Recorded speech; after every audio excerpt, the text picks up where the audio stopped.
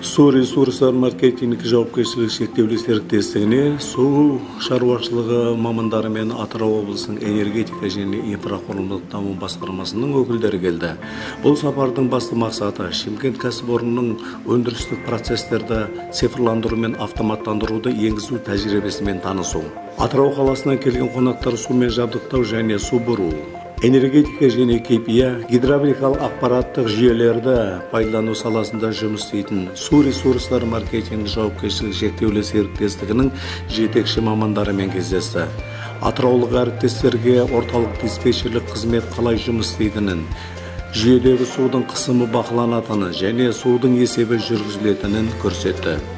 Және осы қазір айтып отқан автоматтандыру, аспаптандыру процесі өткен сіздерде. Соны біз енді көзімізбен көріп, өзіміз қайсысы бізге ыңғайлы, қайсысы бізге тиімді болады.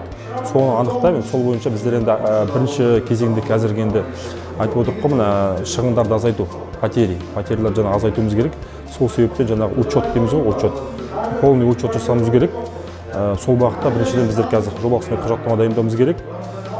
Қандай мекеме, қай бағытта, қандай тетікпен, қай механизммен жүреміз, соны сіздермен ақылдасып, сіздің тәжірибеңізді көріп, сол бойынша біздер қазір анықталатын боламыз. Содан соң жұмыстар жүргізіп, біздер енді қазір бірінші кезеңде жобалық сметалық құжаттама дайындау осы. Именно біріншіден осы учет, полный учет, автоматтандыру процесі.